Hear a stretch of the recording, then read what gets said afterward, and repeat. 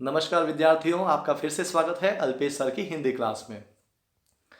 आज हम पढ़ने जा रहे हैं कक्षा 12वीं की हिंदी सर्जना पाठ 3 रहीम और उसका भाग 1। रहीमदास जी का परिचय किताब के आगे ही आगे दे रखा है, आप उसको पढ़ सकते हैं, उसमें कोई खास बात समझने वाली नहीं है। हम शुरू करते हैं सीधे दोहों से, नीति के दोहों से। पहला दोहा इस प्रकार से है। रहीमन देखी बड़ेन को लघु न दीजिए डारी, जहाँ काम आवे सुई कहा करे तलवार, रहीमा कहा करे तलवारी। तो पहले दोहे में रहीमदास कहते हैं कि जिस चीज का जहां महत्व होता है वो वहां काम आती है। छोटी चीज की जब जरूरत हो तो छोटी चीज काम में आती है, जहां बड़ी चीज की जरूरत हो तो बड़ी चीज काम में आती है। यानी हमारे लिए जीवन में बड़ी से लेकर के छोटी हर वस्तु का अपना महत्व है।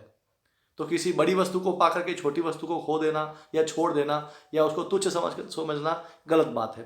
तो इसीलिए यहाँ इस पंक्तियों के माध्यम से, पहले दोहे के माध्यम से रहीमदास जी यही कह रहे हैं कि रहीमन देखी बड़ेन को। आप देखिए जहां पर नंबर 1 लिखा हुआ है बड़ेन, बड़ेन मतलब बड़े को, है ना। देखी, रहीम कहते हैं कि बड़े को देख करके, बड़ी वस्तु को देख करके, बड़ी वस्तु को पा करके, बड़े आदमी को देख करके लघु न दीजिए डारी।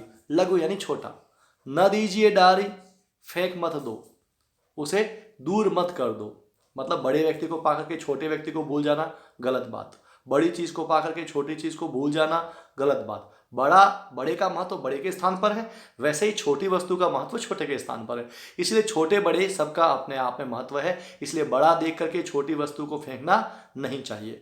अब इस बात को उन्होंने आगे एक एग्जाम्पल के माध्यम से आपके सामने बताया है, एक उदाहरण के माध्यम से बताने का प्रयास किया और कहा है कि जहां काम आवे सुई, दूसरी पंक्ति देखें आप, कि जहां काम आवे सुई, जहां सुई काम आती है ना वहां सुई ही काम आती है। कहा करे, कहा मतलब क्या, यहां कहा मतलब कहना नहीं, कहा मतलब क्या, करे यानी करे, तलवारी, तलवार मतलब तलवार। अब युद्ध में जाओगे तो सुई लेके युद्ध नहीं होता, और अगर आपको सिलाई करनी है तो तलवार लेकर के सिलाई नहीं होती।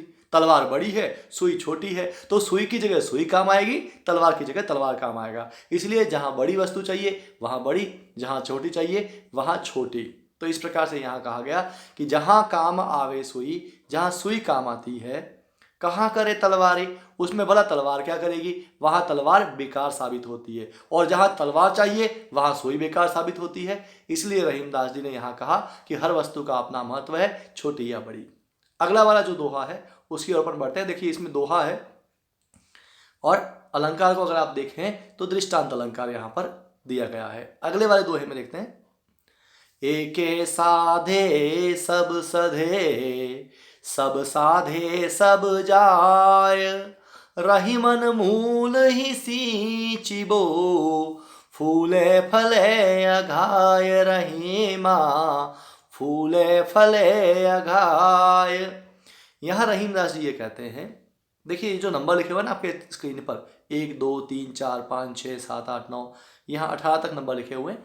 ये एक्चुअली जिस वर्ड पे जो नंबर लिखा हुआ है उसी के साथ में, उस नंबर के साथ आप दूसरी तरफ देखें, जैसे यहाँ 1 नंबर के पास तो 1 का शब्दार्थ लिखा हुआ है बड़े, नंबर 2 मतलब छोटे, फिर 3 नंबर पर और लिखा हुआ है, चौथे नंबर पर क्या। इस प्रकार से सभी शब्दों के अर्थ भी आपकी सुविधा के हिसाब से मैंने स्क्रीन पर दिए हैं। आपको लास्ट में इसको नोट कर लेना चाहिए वीडियो को पॉज करके। तो इस बार ये प्रयास हमने नया किया है। तो जो दूसरा वाला दोहा है वो आपको क्या कहता है, सुनिए। एके साधे सब सधे, सब साधे सब जाय, रहीमन मूल ही सींचिबो, फूले फले अघाय, रहीमा फूले फले अघाय। तो ये जो दोहा है इसके माध्यम से रहीम ने कहना चाहा है कि एक बार में एक ही काम करना चाहिए, और एक काम इतना सही ढंग से करना चाहिए कि उसके कारण से बाकी काम आपके अपने आप सही हो जाएं।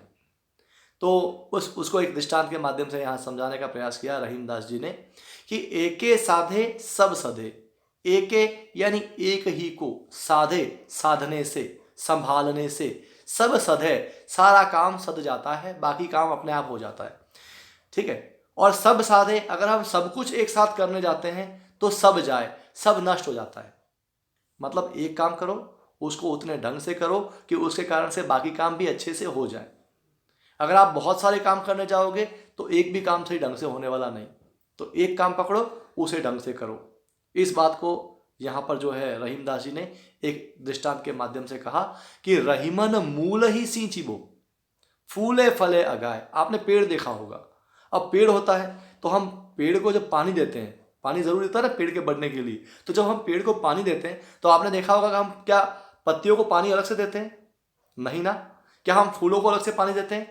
नहीं। क्या हम तने को अलग से पानी देते हैं? नहीं। हम एक ही जगह पानी देते हैं। वो कहाँ देते हैं? उसकी जड़ में। हम जड़ के अंदर पानी देते हैं तो वो पानी जो है वो सब जगह पहुंच जाता है। मतलब एक जगह को हम साधते हैं, जड़। पूरे पेड़ को नहलाते नहीं अपन पानी से, तो जड़ के अंदर हम जल डालते हैं। वो जड़ में डाला हुआ जल यानी एक जगह संभाली हमने, एक ही काम को सही ढंग से साध लिया, तो उसको पानी मूल ही सींची। वो रहीम कहते हैं कि जो मूल है या जो मुख्य चीज है उसको सींची, वो उसको संभाल लो। हम मूल ही सींचिबो मतलब मूल में ही पानी डालना चाहिए, क्योंकि मूल से ही पानी जो है वो वृक्ष के हर एक अंग में जाता है। वैसे ही कोई भी काम जब हम कर रहे हैं तो उसका जो बेस है, मूल है, उस मूल काम को सही ढंग से हमको कर लेना चाहिए। उससे क्या होता है? फूले फले अगाए। जैसे पेड़ के जड़ में पानी डालने से फूलता फलता है, अघाय तृप्त हो जाता है। अघाय मतलब तृप्त होता है। फूले फले फूलता है, फलता है। तो जिस प्रकार से पेड़ के जड़ में अगर हम संभाल लें, उसी को पानी दें, तो पूरा पेड़ तृप्त होता है, फूलता फलता है, बड़ा होता है। वैसे के वैसे जो है आप ये चीज़ ज़रूर देख लीजिए कि हम जो भी काम करना चाहते हैं तो उसका जो बेस है, जो मूल है, उस मूल काम को हमें हमेशा संभालना चाहिए, उसी पर ध्यान देना चाहिए। मतलब फोकस हमारा लक्ष्य की तरफ होना चाहिए। तो इसके अंदर भी आपका दोहा छंद है और अलंकार जो है वो दृष्टांत अलंकार है। अब अंतिम जो पद है उसको, अंतिम जो दोहा है उसको हम पढ़ने जा रहे हैं, थोड़ा ध्यान से देखेंगे। कदली सीप भुजंग मुख, स्वाति एक गुण तीन, जैसी संगति बैठिए, तैसोई फल दीन रहीमा, तैसोई फल दीन। तो कदली, यहाँ एक्चुअली कबीर जो रहीम है वो यहाँ संगति का असर बताने की कोशिश कर रहे हैं। वो कह रहे हैं अगर आप अच्छों के साथ में रहोगे तो आप अच्छे बनोगे, अगर आप बुरी संगति में रहे तो आपका नुकसान हो सकता है। ठीक है, तो जैसी संगति बैठी है तैसो ही फल दीन। ये कहने का यही तात्पर्य है कि कदली मतलब केला, ठीक है, केले का जो छिलका होता है, केले का जो पत्ता होता है, सीप जो सीपी होती है जिसके अंदर से मोती निकलते हैं, और भुजंग मुख सांप का मुख। ये तीन अलग अलग स्थितियां हैं, केले का पत्ता, ठीक है, सीप और सांप का मुख। इन तीनों में स्वाति नक्षत्र की, स्वाति एक नक्षत्र होता है, एक नक्षत्र का नाम है स्वाति नक्षत्र, तो उसमें जो बारिश होती है उसकी जो बूंद अलग अलग स्थानों पर गिरती है तो वो अलग अलग परिणाम देती है। तो स्वाति नक्षत्र की एक बूंद वो तीन गुण देती है, तीन प्रकार के गुण। किसके साथ में? कदली हो तो केले के अंदर जब वो गिरती है बूंद तो वो कैसी दिखती है? तो मोती जैसी दिखती है, कपूर बन जाती है। वास्तव में कैसी बन जाती है? कपूर। केले के पन्ने पर अगर स्वाति नक्षत्र की बूंद गिरे तो कपूर बन जाती है। भुजंग सीप, और सीप के अंदर अगर गिरे तो वो मोती बन जाती है। और भुजंग मुख यानी सांप के मुख में अगर वो स्वाति नक्षत्र की बूंद गिर जाए तो वो बन जाता है जहर। अब आप देखो, स्वाति नक्षत्र की बूंद तो एक ही है, उसका अपना गुण एक ही है, लेकिन वो अलग अलग संगति के कारण से अलग अलग तरह का परिणाम देती है।